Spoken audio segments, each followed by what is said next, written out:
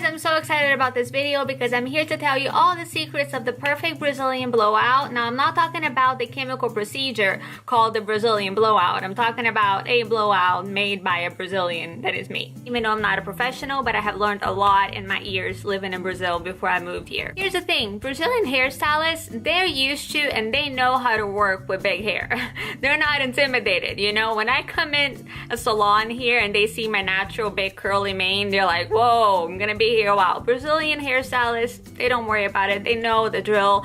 And also, there are a lot of products for curly hair in Brazil, a lot more than here in the States because there are a lot more curly hair people in Brazil. So they take really good care of their curls before they even go to a blowout. So I think that makes a big difference. Before you decide to make a big change, like going from curly to straight, take good care of what you have. Because maybe you realize that it's not that you dislike the curls, you just needed to moisturize it more. You just dislike the fact that it was dry and it needed to be nourished. On the topic of taking really good care of your hair on a regular basis, if you're in a budget, this is awesome. This smells like chocolate and it has both keratin and, you know, things that are going to make your hair soft. So it's going to make it strong and soft. That's one mistake that a lot of curly hair girls do. They just go for the moisture, but actually their hair needs more strength as well, and maybe that's what's causing the frizz, not the lack of moisture. So this ever straightening Brazilian keratin therapy is awesome if you're in a budget. Now if you want to splurge a little bit, I'm so hooked on the It's a 10 Miracle Shampoo plus keratin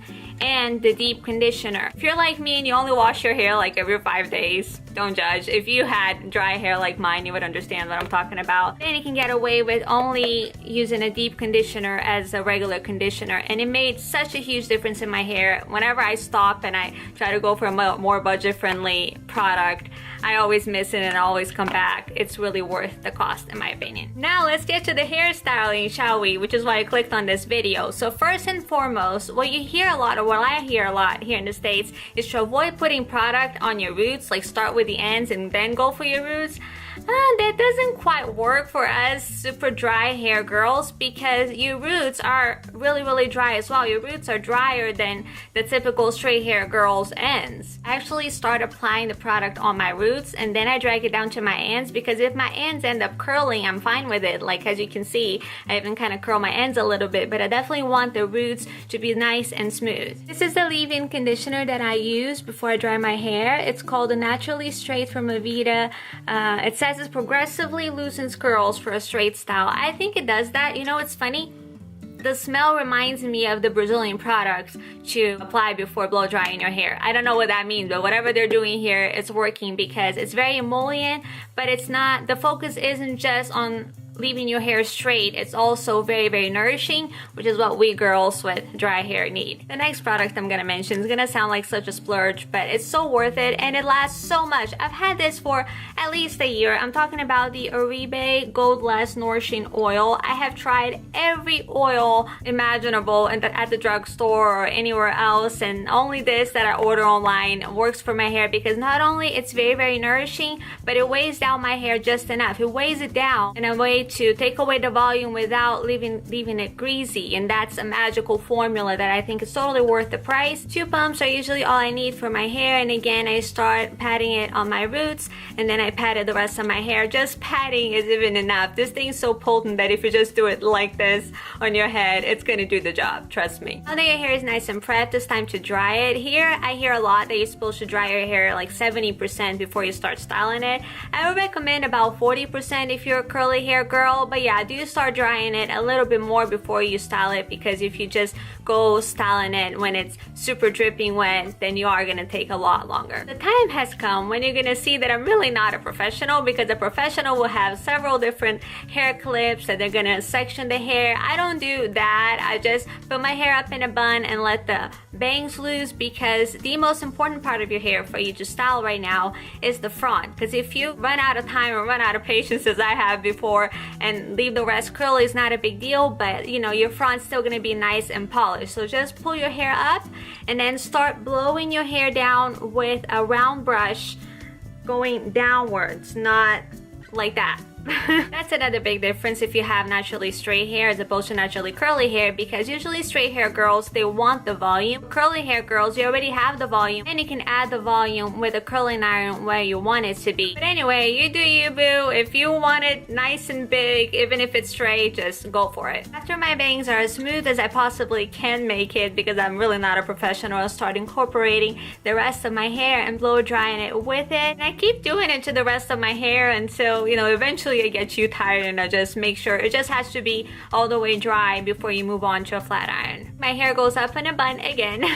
And then I use my cheap flat iron. I've had this for about 4 years now and it hasn't failed me yet. I don't know if I'm supposed to trade it, but it's doing its job. And then again, I start with the front. I start smoothing it down and also making sure I get the roots the most. Even if the ends are perfectly straight, I'm fine with that, but I want the roots to be straight. I'd even advise you, after you've done straightening your whole hair, go back and see what size of roots you might have missed, because I think that really helps your whole hair look very consistent and very natural, because it's not going to look natural if some of your roots are still curly. This is my result at the end of that process. A lot of people want to stop there. A lot of people want that stick straight hair look. I like a little bit more of a bounce in it, and I like to curl my ends because I feel like it makes my hair look not only more natural but more nourished as well. I like to use my budget-friendly Conair. Conair products are awesome, but you have to look for the pro little name because or else it's still not going to be as good. But this one I think is as good as the high-end curling irons.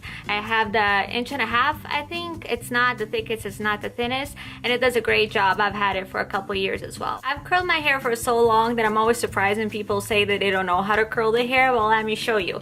First, grab a small strand of hair, and then you open this thing, and then you put the hair inside of it, and you close it, and then you hold it like this, and then you slide the hair like that. You can even, you know, open it slightly as you slide in it, and then you see what I'm doing? I'm turning it. There you go. See, it's not hot, so I'm just showing it to you. And then as you're doing like that, as you're pressing this button, it keeps loosening your hair, and then there you go. See, it's even cold and it gave a nice little curl right here. So it's much easier than you would imagine before you try it, and after you try it you're like, really, that's it? Yeah, it's super simple. One last tip I want to share with you guys is with my bangs, because I like it to fall in a certain way to frame my face nicely. So first I go and curl it inward like this, and then that's the only time I actually curl inward in the front of my face, because that's going to give it a nice little lift, just enough of a lift to frame my face. Now when it comes to the rest of my hair, I don't really follow a logic. Some people like to curl all in the same direction. I think it should go against the frizz. Like if it's frizzing in that direction, you should curl it in this direction, you know what I mean? But you play it by ear, you feel it out, and you're gonna figure out the way you like your hair the best as you try it. After I'm done, I like to use my favorite setting spray, which is the Dove Styling Care Flexible Hold, and I like the smell of it. I like it that it never ever feels crunchy, and I like it that my hair looks more moisturized after I spray it. It doesn't look like I just hairsprayed it. I know that everything that I talked about sounds like a lot of work, and it is. Thank goodness I only have to do this about every 5 days, because you know, if you have dry hair like I do, you know that you really don't need to wash your hair more than once or twice a week, because our roots just don't get oily. But when it gets close to that point, then you actually do need a dry shampoo. I also love Dove for that. They have their volume and fullness. At that point, my hair actually needs more volume, surprisingly, and it's really good. Now, it is more of a white powder product, and some people don't like that for dark hair. I would rather have that than to have a clear product, but that feels more heavier on my hair, that feels like more built up. This is super light. This smells great, but it's not an overpowering perfumey scent. I like it. You should give it a try if you're looking for a new dry shampoo. So that's it, guys. These are my tips for you to straighten your hair like the Brazilians do, or at least like this Brazilian does. If you like this video, if it helped you or entertained you in any way, please give it a thumbs up. That helps me out a lot. Let me know in the comments anything else you would like me to talk about, being a Brazilian or anything else. I'd love to hear from you. Click on the subscribe button if you haven't already, and I'll see you again on the next video. Bye bye.